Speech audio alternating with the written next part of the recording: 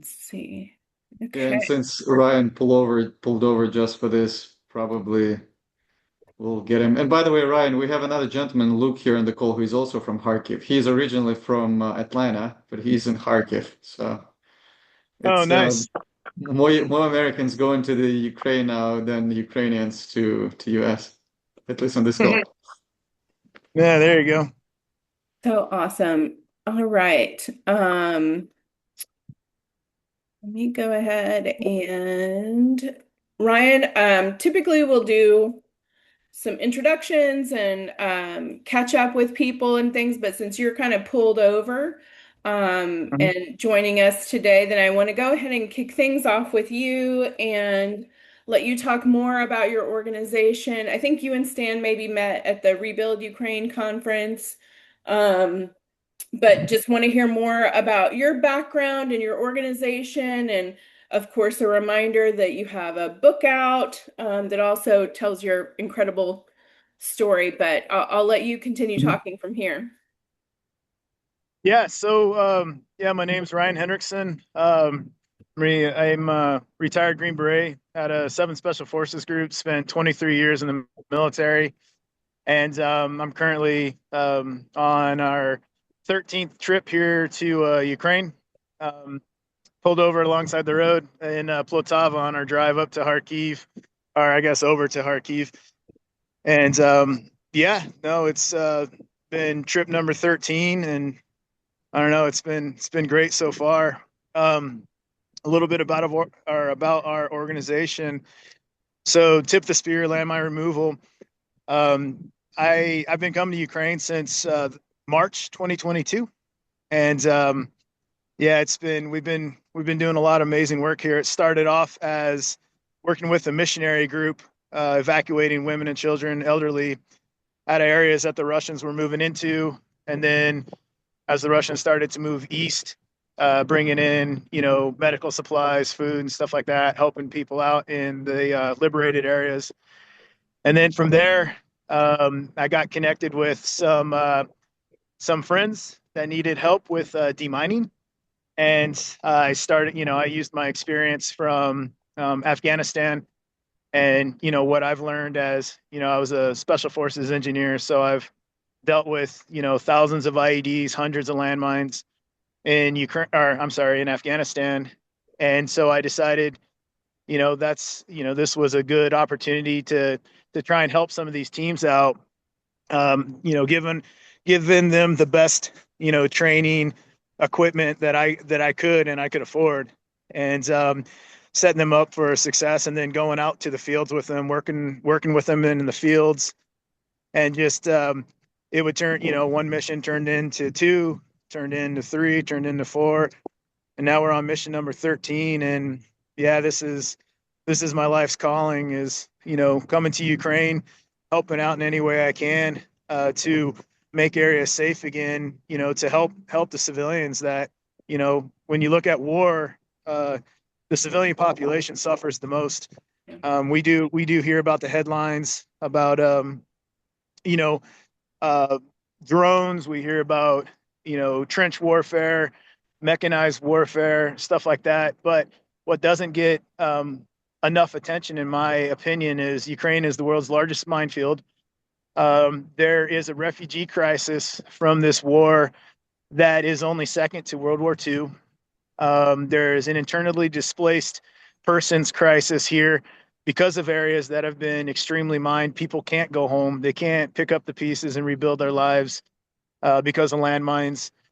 And so, no, that's been pretty much, just taking the experiences that, God gave me from Afghanistan, bringing them to Ukraine, and doing the best I can. Because in the end, if you can't use your experiences to help other people, then what were the experiences for, right? And so that's been my mission, and that's going to continue being my mission, because yeah, I love it. It's great, and I love coming to Ukraine. I love the people of Ukraine, the food, of course.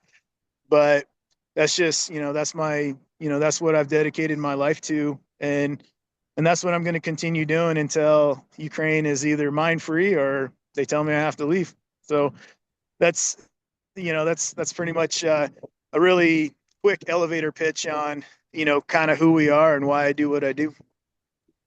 Awesome. Thank you. I'm sure some others will have questions as well. I want Yeah. to circle back to something you said, which is Ukraine is the world's largest minefield. I feel like Mhm. that is something, mines in general, but certainly that statistic is not something that we tend to hear a lot about. Can you explain a little bit Mhm. more about what exactly you're doing? How does one go about this process? Yeah. And just a little bit more about what you've learned on the ground there. Yeah, so I'll put it into perspective for you. So, at least 170,000 kilometers are considered contaminated in Ukraine. So when you're actually putting that into like what we can put in perspective in the states, that's roughly the size of Florida. So Ukraine has a contamination zone the size of Florida. So that kind of puts it into perspective for you a little bit there. But um, as far as like what I'm sorry, what was the other? I get carried away on rabbit trails and I kind of We're carried forget. away with you. No, it's totally fine. If you just explain, I guess, a little bit more about your process. I think it's probably also something that not, very few of us have familiarity with. So what does that look like in Mhm. practice? So in the beginning, Ukrainians they needed a lot of they needed a lot of training and equipment as far as minefields and demining goes. Now Ukrainians are probably the best deminers in the world, and so it's not necessarily the training anymore, but um, a big part of what Ukrainians not necessarily need, but what I think having Western presence here, U.S., Canadian, British, whoever that comes over here to do humanitarian work, what that brings is that brings hope that you haven't been forgot about. People are still coming here to help. People still understand, that there is a humanitarian crisis, basically second to World War II in Europe, that's happening in Ukraine. People are still dying daily, and people are still getting blown up by landmines and unexploded ordnance weekly here in Ukraine.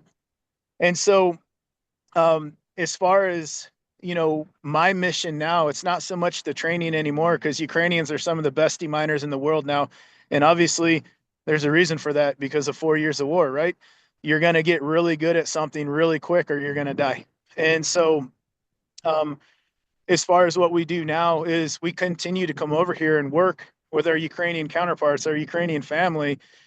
We continue to come over here and work because it's you're not forgotten. Here's an American NGO coming over here to help and to do our part, and we want to do it alongside our Ukrainian family, and that's what it's all about now, is continuing to have our presence here because now hope is everything. And again, I was just saying it earlier to some people. Hope is, in the beginning, 2022 in Ukraine, it seemed like pitch black, and then you get this little sliver of hope that's light, and that light keeps spreading. And every trip I come to Ukraine, it just gets lighter and lighter and lighter because hope keeps spreading and spreading and spreading. And so that's what it's all about now, is making sure that our Ukrainian family understands they haven't been forgot about. We're still here. We're still on the minefields with them, and we're still doing our part. So that's my mission now. And whether it's bringing in equipment, bringing in people to come and serve and get the same kind of purpose and sense of service that I've gotten, from coming over to Ukraine. It's Yeah, you can't match it as much as we, uh, you know, I'm sorry, not as much, but the little bit that we do here in Ukraine, we get so much more from the Ukrainians, uh, just from the little mission that we have going on here. And it revolves around, purpose and sense of service again for, us, most of us are all veterans, and we have that sense of service purpose again for helping other people. And so that's what it is. As much as, the little that we give to Ukraine, they give so much more back to us, Awesome. Thank you. Who else has if that makes questions? sense. Yes, it does. Absolutely. I'll jump in, Christy. Sure. And Ryan, thank you very much. I would also like to ask you for a follow-up. You gave a good Hmm. perspective, size of Florida. What do you No, think, the way you see things now, how long approximately will it take to clear? Because no one is kicking you away, like you said. No one will ask you to leave. So are you gonna be there for another, what, 10 years, 30 bro, years? What are you thinking? bro, you're asking a question that's almost impossible to answer. If you want to know my honest opinion about completely demining Ukraine, I don't think it's possible. The amount of contamination that I've seen, the amount of destruction that I've seen. I mean, take Bakhmut, for instance. How are you going to remove all of those unexploded ordnance from Bakhmut? I don't know if it's possible because I look at history. I look at parts of France that are still no-go zones from World War One. I look at areas, in Germany when we were there, they just uncovered three bombs from World War II. Laos, Cambodia, Vietnam, all over Africa from wars in the past. And although, I've dedicated my life to coming here and trying to help Ukraine become a mine-free country, it's the sheer numbers. I don't think in my lifetime and in your lifetime, and probably, I mean, I don't have kids, but if I had kids in their lifetime, I don't think we would ever see the last landmine removed from Ukraine. There's so many. Do you think that robotics, drones being evolving so quickly that there will be a technology in some near future that will help to escalate or accelerate the process? I mean, yeah, robotics and drones it's definitely going to help. It's a tool for the deminer, but nothing can replace right now that human being on the minefield. Because again, how will you ever walk up to a farmer, look him in his eye, shake his hand and say, your land is completely clear to landmines, the machines did it. You can't. It has to be a human being. Or else I wouldn't sleep well at night. There's no way. It's not possible. So could Ukraine be mine free one day? It could. Um, I can't put a time on it because, and this is just me, in my very narrow minded opinion, the contamination levels are just so much here. There's just so many landmines here, and I do believe in 100 and 200 years, they're still going to be finding stuff from this conflict. Because think about this: I've been on minefields where we find unexploded ordnance from World War II. I mean, don't forget, some of the largest battles in World War II happened here in Ukraine. Makes sense. Well, thank you Hmm. very much for your input. And one thing, I'll send you a link afterwards to WhatsApp. I'm going to a conference on Sunday to DC. It's actually sea, air, and space, but it's all robotics. And I don't know if there are any companies or anybody that you'll see there. I can reach out and connect on your behalf. I'd be happy to, whatever Yeah, helps. But thank you I for mean, being there, Ryan. the, It's the incredible. position we're in right now, if they want to donate some robotics to us, I know the Ukrainians will put them to work. I'll keep an eye on whatever is connected to the mining, and I'll keep asking if something. I'll just put you guys together, connect you guys together. Absolutely, Sounds brother. good. It's good seeing you again, man. Likewise, likewise. Thank you, thank you. Be safe out there, right? Absolutely. Anyone, does anyone else have questions? Luke? Yeah, Ryan, when are you arriving in Kharkiv and how long are you going to be here? We'll be in Kharkiv in probably about 2 hours, and I mean I have an apartment there, so I'm always in Kharkiv. But I will be this trip. I got to come back to Kyiv for some meetings on the 20th of April, and then I'll be back in Kharkiv again, probably the 22nd, 23rd, and then yeah, back to Kharkiv because again that's my home. That's my second home. Florida number one, Kharkiv number two. So. Okay, awesome. Yeah, I'll be bouncing around most of this month between Kiev, Kharkiv, and Sumy, but let's Mhm. exchange and love to connect at some point. Yeah, absolutely, brother, for Mhm. sure. And I'm curious too, Ryan, you have your book. Would you tell us a Mhm. little bit more about your book and why you decided to write your story that way? Yeah, so I'm not really good with names. So my book is called Tip of the Spear. And for some reason, my NGO is also Tip the Spear. I'm not really original, I guess you would We say. call that consistent in the marketing world. But no, I basically I started journaling. there's something people call like writing therapy.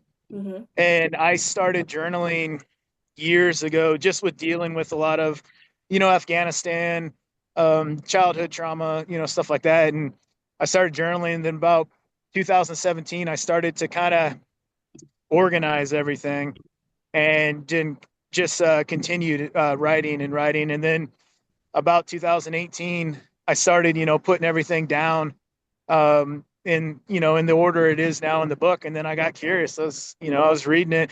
It's not a chest pounding war story. It's a story of, overcoming. It's a story of forgiveness, forgiving yourself. That's a big one. It's a story of, you know, not having regrets, but having experiences and using those experiences to build yourself up, make yourself stronger. But you don't do it for you. You build yourself up and you make yourself stronger so you can help other people, because that's what it's all about. When you look at life and how quick life goes and how fast life is, and some people's clocks are ticking a lot faster than others. But when you look at your life, we're only on earth for a very little bit of time. And so if you can do your part to make the world just a little bit better place in the little time that you have, then why wouldn't you? And so you use those experiences that some of them work, some of them were bad, some of them, yeah, maybe you missed it. But you use those experiences to build yourself up, make yourself stronger so you can help other people to leave this world just a little bit better than when you came in. And in my opinion, that's what it's all about. And that's what my book is about. My book is, it's about redemption. I mean, I stepped on a landmine in Afghanistan that almost took my life. And I went through some very dark places mentally. My mental health struggle was the hardest battle I ever fought. Afghanistan, Iraq. Yeah, my mental health struggle was it. And so I wrote about it because I had to overcome it. I had to use those experiences. And so I wanted to take those experiences, those struggles that I had, and I wanted to share it with people, because that's my way of, maybe one person reads that book and they get some hope from it.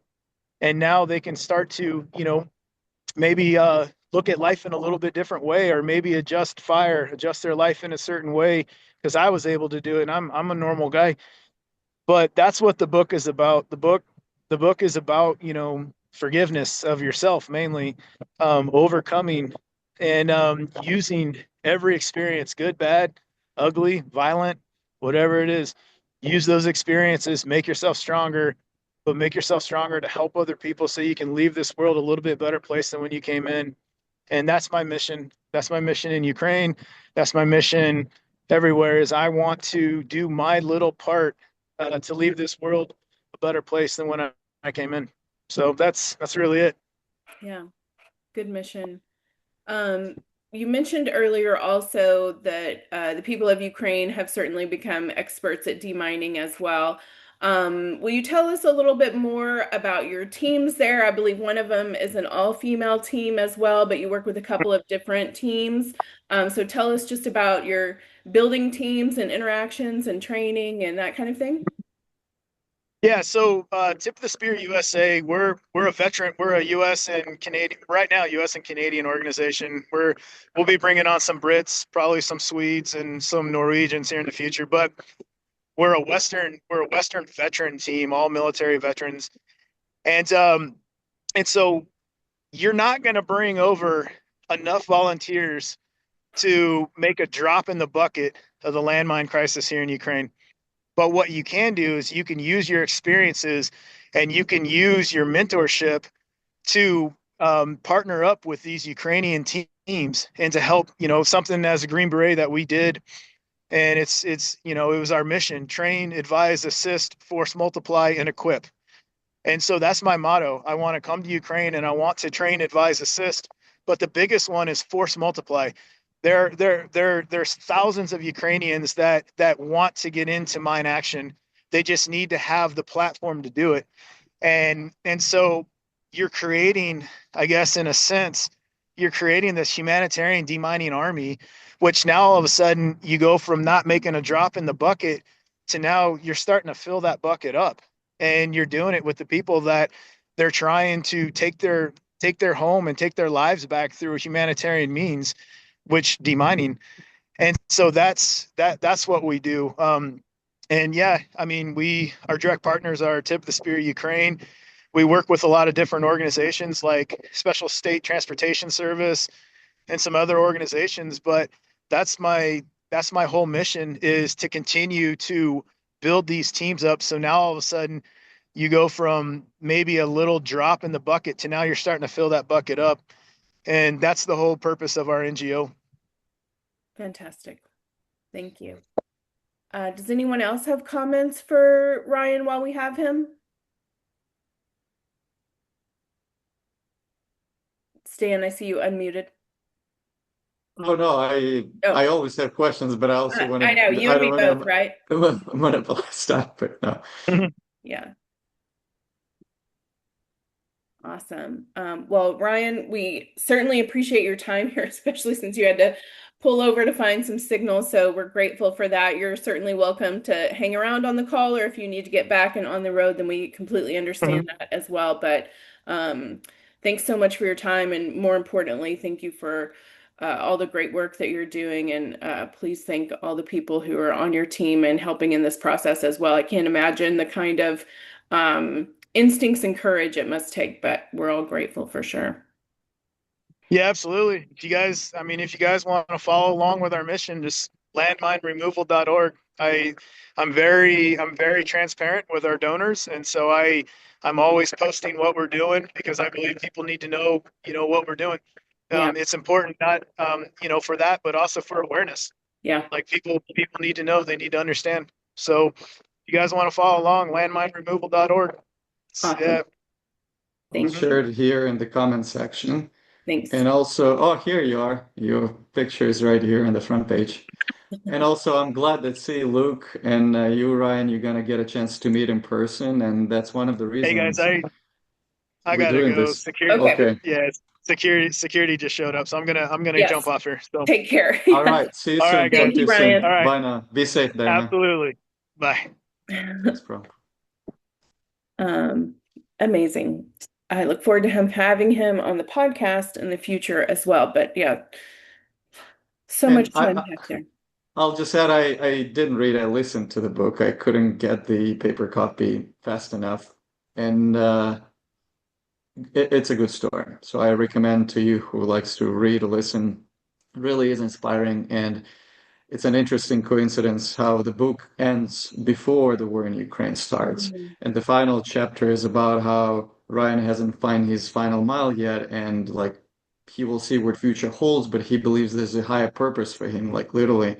And then, because when I met him at the event, it was Chalice of Mercy's event, and he was already talking about his experience in Ukraine, and how right was he when he was writing that book. He didn't know, and then he shared more how he just got a phone call, and bam, his whole life changed, and next thing you know, he's in Ukraine, and incredible story. Yeah. Amazing. Well, Stan, do you want to tell us about any of the current shipments you have, or what you're hearing from shippers, anything like that, logistics wise, as far as Ukraine? Just a quick update, and I'll do it briefly, and then maybe we'll jump in back to, because I haven't met Carol. And sorry, Carol, normally, like Christy said before, you would have a chance to introduce and share what you do, but since Ryan kind of had a limited time, we kind of skewed the agenda this time. No problem. We, on logistics end, the deeper, because for those of you guys who are here for the first time, we launched Back to Ukraine a little over a year ago, and we're getting up to speed.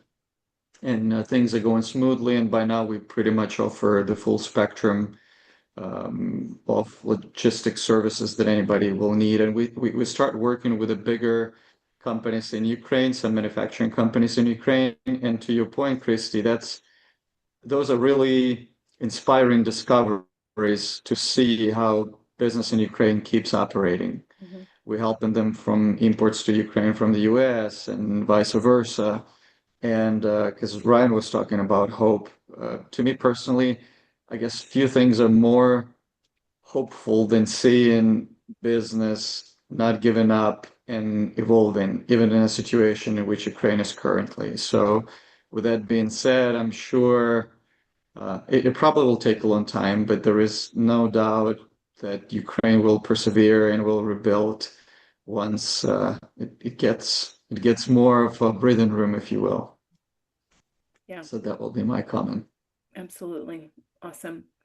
Uh, Luke, what about you? Tell us, so you were at Serve. It's been a while. I think you went back to school and then you were living in Jordan, and then yeah, it's hard to keep track of you as well. So tell us about where you are now and what you're doing.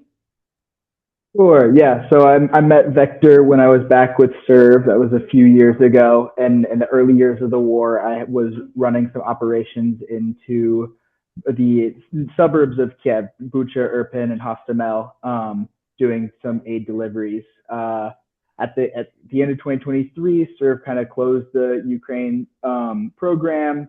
I stayed around. I did some school, but now I've started a new job with an organization called MedAir.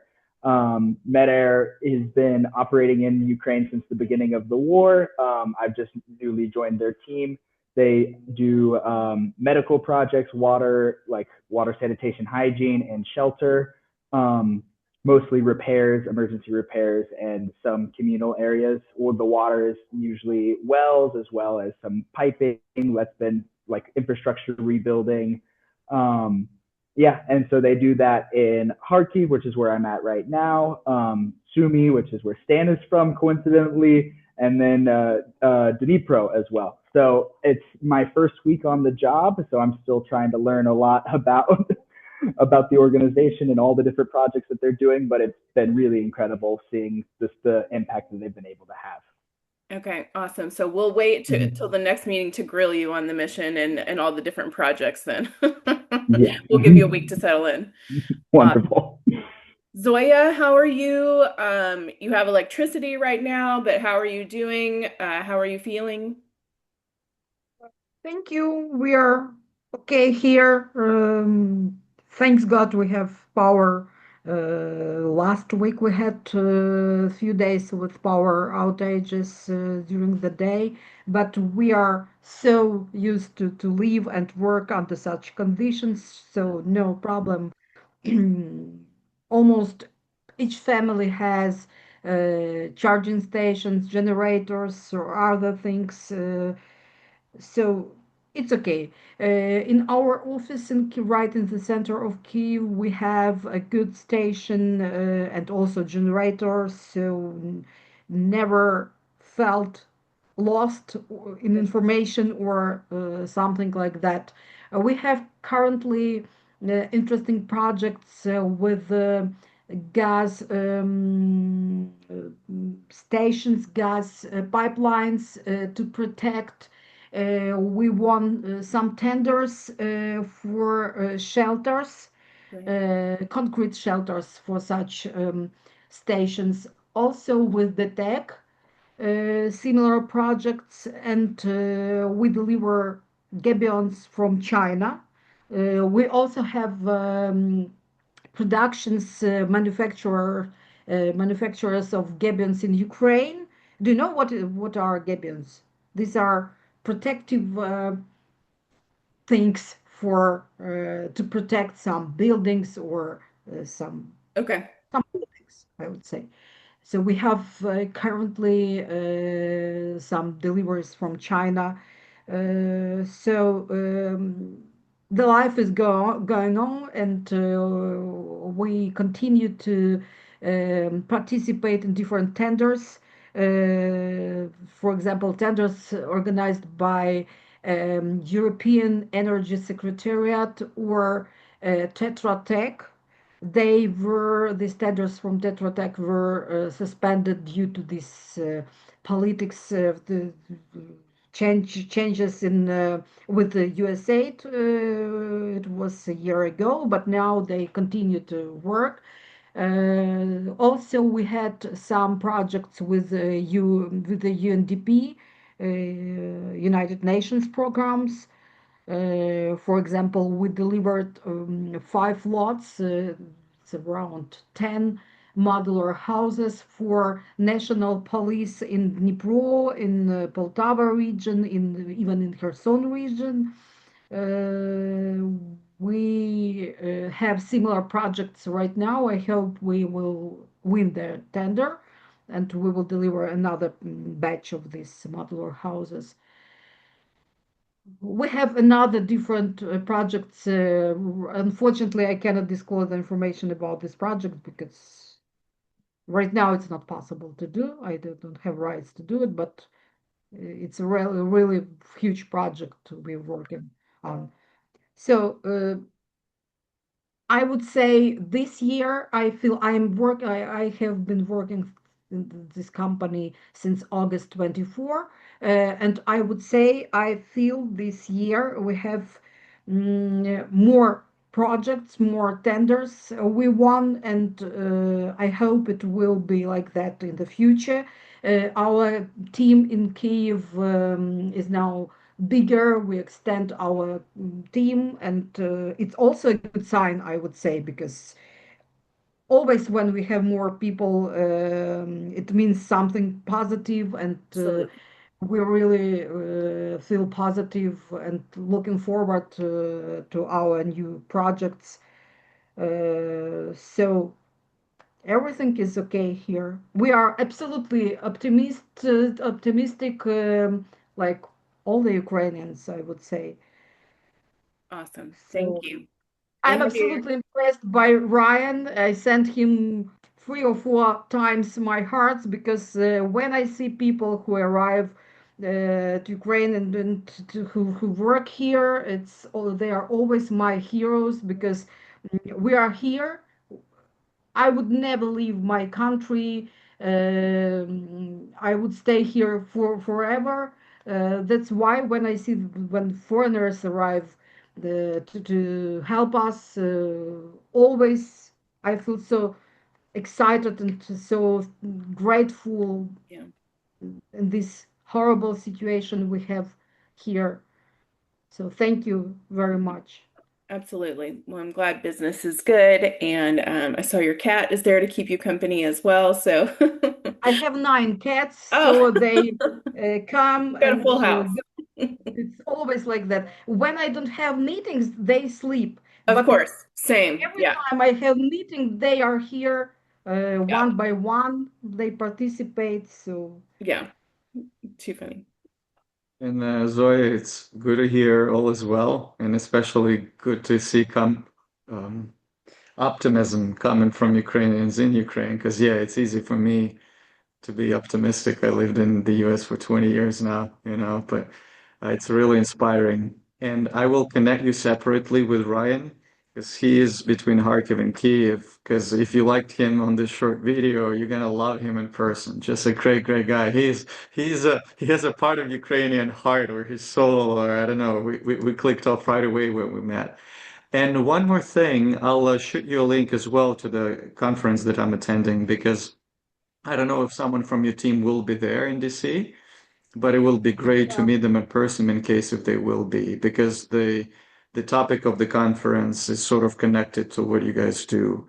And same with you and Ryan. I'm sure there are some commonalities, some people that your team and Ryan knows, so you never know, maybe there is a future collaboration for your firms. yeah, of course, of course. I sent to all the participants of this conference my invitations in LinkedIn. So. Thank you. Perfect.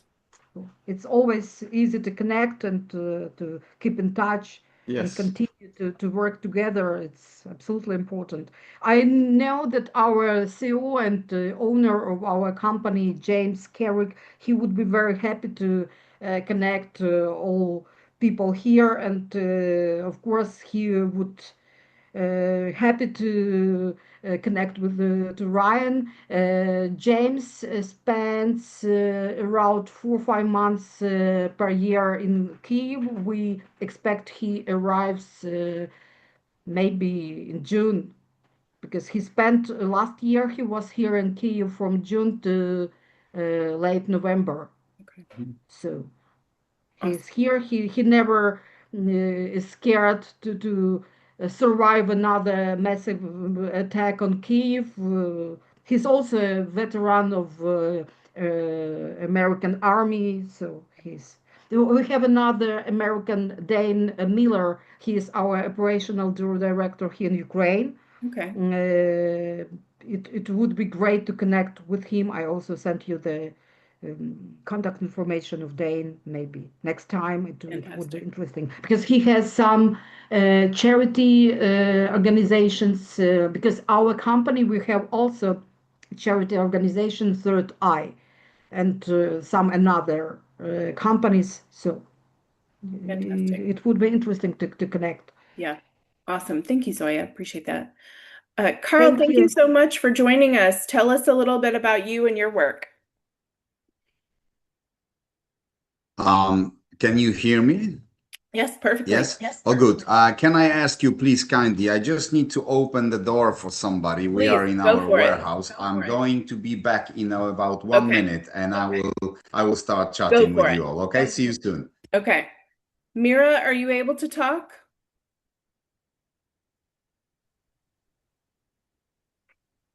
One second, can you see me? Yep. It's actually not Mira, it's Helen, but Mira Oh, couldn't join last minute and then she shared the link like, can you join instead of me? I'm like, okay, but I that's couldn't change okay. my name. I So answer to all kinds of things, so no problem. and you may hear my baby crying downstairs, so apologies for You'll that. hear the dog barking, so we're in the same boat. Yeah. Thank you, Helen. Yes, so my name is Helen. Mira, who was supposed to join this call, is my partner. She's based in Lviv, Ukraine, and I'm based actually near Washington, D.C. So, Stan, if you want to grab a coffee when you're here, I'm always open to So, that. So we run a company called Step Forward, and it's primarily a due diligence company. And Ukraine is one of our primary markets. I myself also come from Ukraine, and Mira is there pretty much permanently in Lviv, and we are helping different businesses, primarily actually other due diligence companies, but also just different corporations who are either looking to enter Ukraine or who are already active in Ukraine.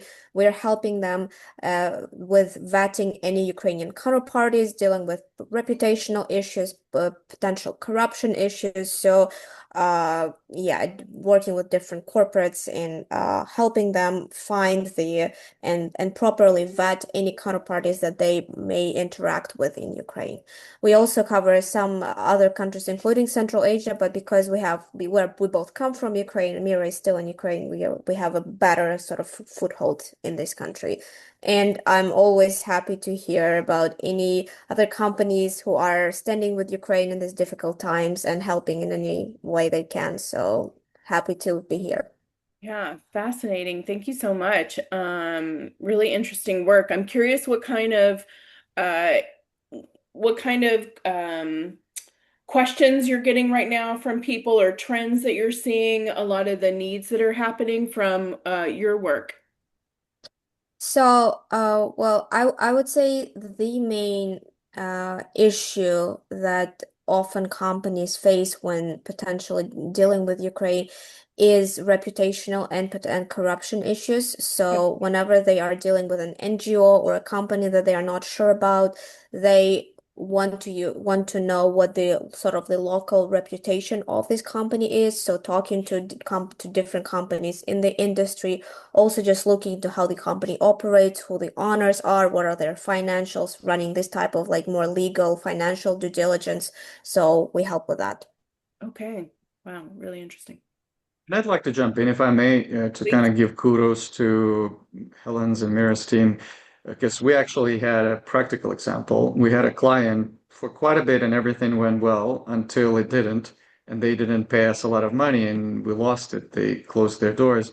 And then we met Mira at the conference in Poland last year, and when she told us about their service, we actually engaged guys on one because we don't have many clients we're sort of skeptical about, but and the results that they gave us, if we checked that client prior, we wouldn't find ourselves in that situation because the report that the team provided were very comprehensive and it really raises a lot of red flags that without that, it's very hard to go online and just find that information. So us actually being a user client, if you will, I recommend it's good stuff. Can save you a lot of money it definitely would have saved us a lot of money. So. Thank you so much. Fantastic. Thank you. All right, Carl, we'll turn it over to you. Right. So, hi, everybody. Good to see you all and good to hear the amazing stories and optimism. I think this is a really important part of the missions that we do to stay positive because this light in a tunnel, as Ryan was talking about, it's a very important thing to keep on. And I personally agree with it. I've been to Ukraine since the war started, almost 300 days.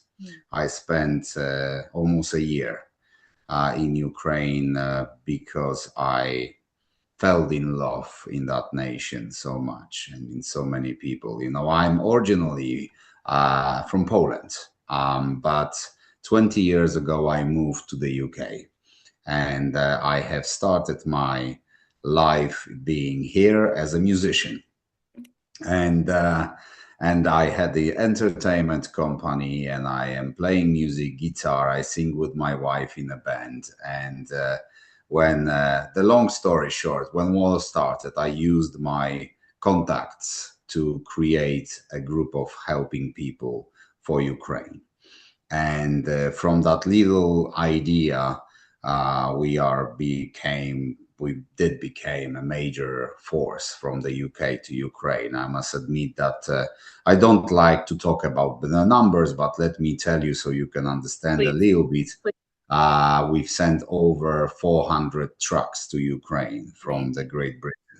So, even United Nations is helping us with World Food Program of delivering the aid to Kharkiv and Kherson, Sumy and other important areas, because as you know, it's a very difficult process to get the aid into these places.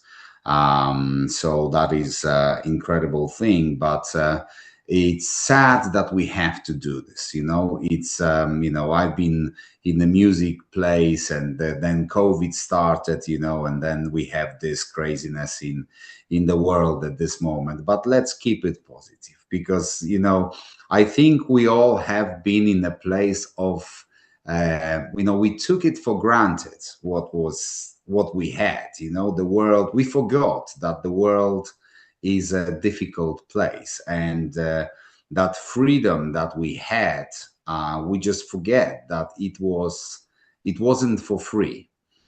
We have to keep fighting for it, cherish that freedom. That is a very important thing. And I think our generation, we all learned what Second World War was for us, right? I studied the history, especially of Second World War. And I think that's why I'm involved in Ukraine war so badly, because I know what Soviet Union and the communism did to Europe and to my country and to other countries.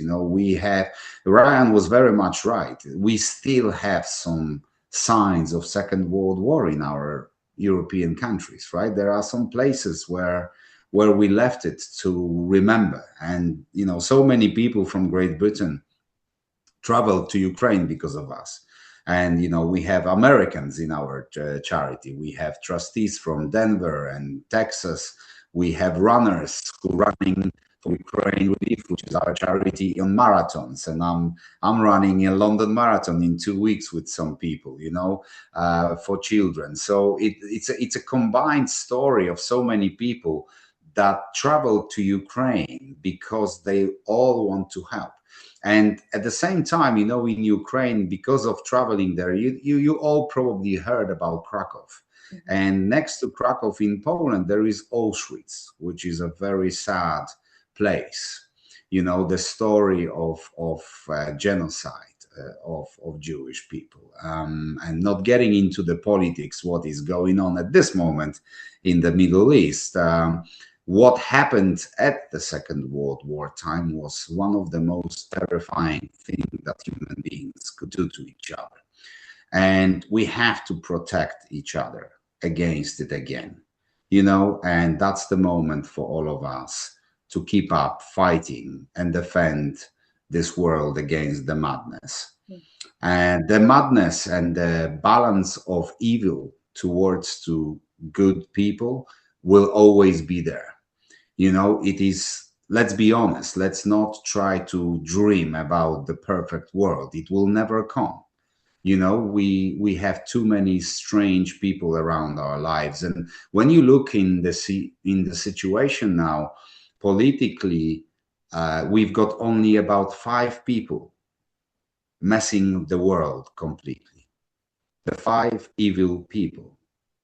And these people is almost like a powerful message from that, you know, German Nazis and the communism in the past, that one crazy person brings another crazy people around them to force the whole world and fear them. You know, that is a very dangerous thing. And I'm so glad and I am so happy, because Ukraine's supposed to fall already long time ago. You know, it's supposed to be 3 days, then 3 weeks, maybe 3 months. And now look after Ukraine, 4 years over, and they still fighting and they still winning, you know, and we need to be together against this tyranny. So when we started, we are proud to be a team of volunteers in the UK, America, Poland, and Ukraine, because this is our team, international team. It started here in UK, but you know, gradually we've raised profile and so many people came up. And you know, we are investing in Ukraine. We're delivering the trucks with aid, especially hospital equipment, hospital beds. You know, we focus on everything. But I think our major project, Ryan was talking here about the minefields. And I agree with that. You know, I've been to the front lines. I've been to Avdiivka, to Bakhmut before. I'm former Navy soldier, though I am a musician, but I've been trained in the past for 4 years. And I think it gave me, of course, bravery to go and see the Ukraine myself in the terrible areas. But, you know, from the perspective of my person, and what I've seen in Ukraine, I am so proud of those people in Ukraine. You know, it's absolutely incredible that I think many nations would already give up. You know, and I especially that winter was so tough for Ukraine. That winter was terrifying. And even I couldn't stand the amount of pain to see how many people are without the power. And, you know, we could not, because this is so, the country is so big. Yes, we helped thousands of people, but, you know, there are millions to be helped for.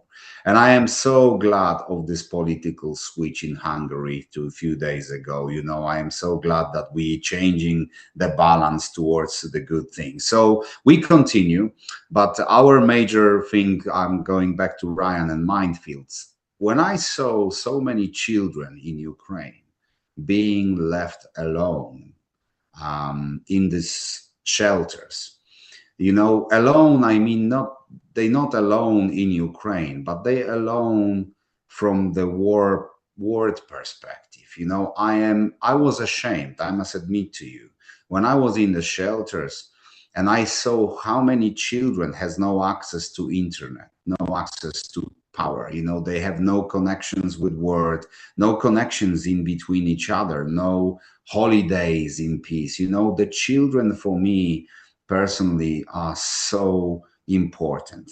We have helped really many different kind of departments in Ukraine.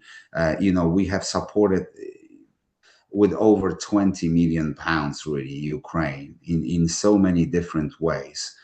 But that moment when I seen children being involved and going down to the shelter, because we were in the schools, we had to run in the shelters with them.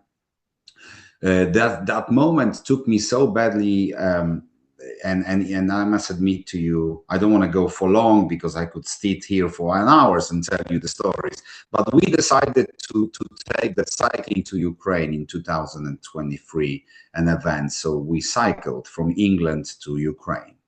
We've raised £15,000 in that event, and I was on that bike and I suffered because I had so much pain in my bum, you know, for hours and hours, because it took 19 days to get there. But I was thinking, what are we going to do with this money? And I said, let's bring hope and let's bring some health, you know, let's help these children to develop the health through sports, art, and games. And our project till now, which is called Children of the Future. We are investing our money from the charity. We're renovating the sport halls in Ukraine. We're renovating shelters, and we're investing with Intersport Ukraine. We're investing in sports equipment in many schools around all over Ukraine, Sure. including the ones in the east and the south, in Kherson, karate clubs, you name it. You know, that's a beautiful kind of story. So that is exactly what we do. We're sending the trucks to support a lot of people, from hospitals to nursing homes, you know, all, you name it, all the people. There's, you know, you can imagine how many people are coming here and giving as much as they can, businesses, etc. So we're sending the trucks. But as Ryan admitted there on that his story, to be in Ukraine and to give them the hugs, to shake the hands of people, to connect with them, with our bodies, you know, to be together, that is so powerful that it gives them the hope. And today I had a meeting with our team in the warehouse, and I must admit to you that I was so impressed by the last trip. I just came back from Ukraine 3 weeks ago, and I was so impressed that after this winter, there's so many people still fighting. So let me tell you my last sentence here. I will continue with our team. We will prevail with Ukraine all together. There's so many incredible people supporting Ukraine as a country, as a nation. And there is only the matter of time that it will stop, that war will be stopped. I know Ukraine paid a big price, but it would be absolutely beautiful moment for every one of us. Let's keep trying. Let's keep helping Ukraine. And I am here sitting, listening to another stories of you and so many people around. And the world will be beautiful place again. We just need to be patient, you know. I think that is our mission, to continue without looking behind the obstacles we have in front of us or after us. And, you know, let's stay strong. Let's stay strong and keep, as Stan, I think, mentioned that, let's keep up and let's do our work. By the end, I would like to show you one thing. Yeah, please. Because I think it's going to be interesting for you to see. So, so this is the size of our warehouse. This is only one part of this size. And where are you at in the UK? So we are in the Bournemouth, down the south of Southampton city. So the lights are already switched off now, but this is only 1/3 of the warehouse. And imagine that so far we've sent over 12,000 pallets to Ukraine, you know, full of a different aid. And that is incredible thing, because as a Polish person, being here in the UK, I must say that I am so proud of British people. I am just the captain of that ship, but you know, I don't think I would be able to do that stuff without British people. So incredible thing to connect together. And of course now we are together with Polish, with Americans, with Ukrainians, and so many partners in Ukraine, so many incredible people that I said to myself, one more sentence, sorry, I'm talking a lot, but there's so much to say. So a year ago, I have survived a direct Iskander missile on our team. We were in Kryvyi Rih, and Iskander missile has dropped on our heads, really, and 7 people died, 32 were injured in hospitals, and we survived that attack. And after this moment, we really barely survived. I can tell you this. This was till today. I've got the very bad moments. I can't stand the noise very easily. You know, I am involved with some PTSD kind of stuff. I am quite a tough guy, but this wasn't easy to survive. You know, seeing that pain wasn't easy. But this was the moment when I stood up from that ashes, almost like a phoenix from ashes. You know, I stood up and I said to myself, I will never stand down until Ukraine is free. So whatever is going to happen, Ukraine has me forever in its heart, and you know, I will keep going until Ukraine will be happy and free again. And same with our team and with everybody that I know and are around us. So guys, this is me, this is our team, and nice to meet you all. Well, very nice to meet you. Thank you so much for sharing more about your work and your team, and please give them our thanks as well. Really Thank you. incredible. And then I also just wanted to give a quick update. I guess 2 weeks ago now, I was able to go. I'm currently in the Minneapolis area and was able to go over and volunteer with Hand in Hand for a day. So they've sent like 45 containers of aid so far in the last few years. So Lee has been in our meetings many times and been part of the community for since the beginning. And yeah, it was so fun to see just what they have built. He basically turned his garage into a logistics center and built a dock for trucks and the whole thing. And so they have twice a week several dozen volunteers who just heard about what they were doing and show up there twice a week to pack in medical supplies and food and medical equipment and all kinds of things. And so yeah, they just sent another 2 containers as well. So it was really cool to see them in action and talk to their volunteers and you know, they're from the community. A lot of them didn't know Lee prior and just heard about what he was doing and wanted to you know, show up in some way to help participate and be a part of the cause. So it was really, really a great experience to see and meet them as well. So always grateful to have those times when, as you said, it's great to meet people in person. We have amazing technology that lets us do many things today, but nothing will ever replace face to face. So that was an incredible opportunity. But thank you all so much for being here. Hello, and thank you to the people who will catch the replay, as always, as well. Had several of you reach out. And we look forward to setting up our next call for next quarter. And hopefully we'll have, you know, more progress from Ukraine and the talks and everything that's happening there. But you know, no matter what happens out there, this is sort of our part of the world we can all control. And so it's always heartening to see how everybody is working together and collaborating and, you know, making a positive dent. So thank you all for being here. We certainly appreciate you.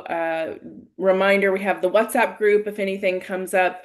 In the meantime, if you're not yet in there, you'll receive a follow-up email with that link, but that's always how we can chat between calls. And of course, please reach out to our team if you have questions or need anything in between. We're here to help. But thank you again and have a wonderful day. Thank you. Thank you. Thank you, everyone. Great to see you. Great to meet you. Touch on Bye-bye. WhatsApp then. Thank you.